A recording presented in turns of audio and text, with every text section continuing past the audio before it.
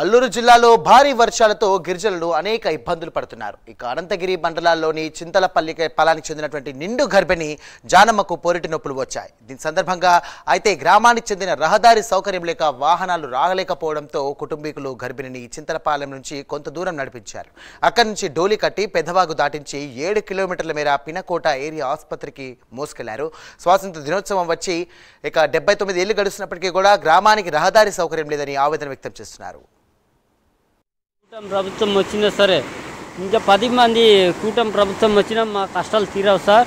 ఓ delivery case పట్టుకెళ్దామంటే వర్షాకాలం చూడండి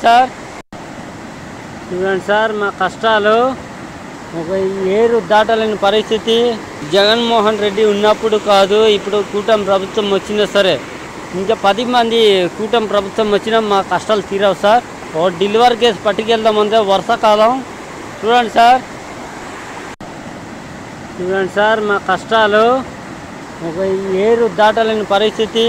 జగన్మోహన్ రెడ్డి ఉన్నప్పుడు కాదు, ఇప్పుడు కూటమి ప్రభుత్వం వచ్చినా సరే ఇంకా 10 మంది. అల్లూరి సీతారామరాజు జిల్లా అనంతగిరి మండలం పెదకోట పంచాయతీ చెందిన చింతలపాలెం గ్రామం. డెలివరీ కేసు చింతలపాలెం నుండి పెదకోట పిహెచ్ వరకు 7 కిలోమీటర్లు.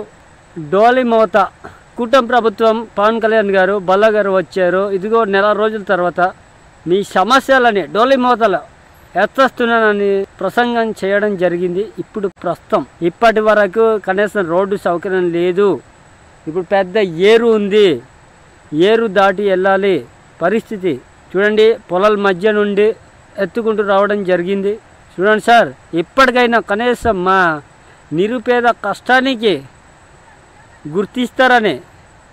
చూడండి సార్, 7 కిలోమీటర్ల దూరం వెళ్ళాలి. ఇప్పుడు వర్షం పడేటట్టు ఉంది. మధ్య దారిలో వర్షం పడితే ఏ పరిస్థితి ఉంటుందో మాకే తెలీదు. చూడండి సార్, డోలి మోత చూడండి సార్.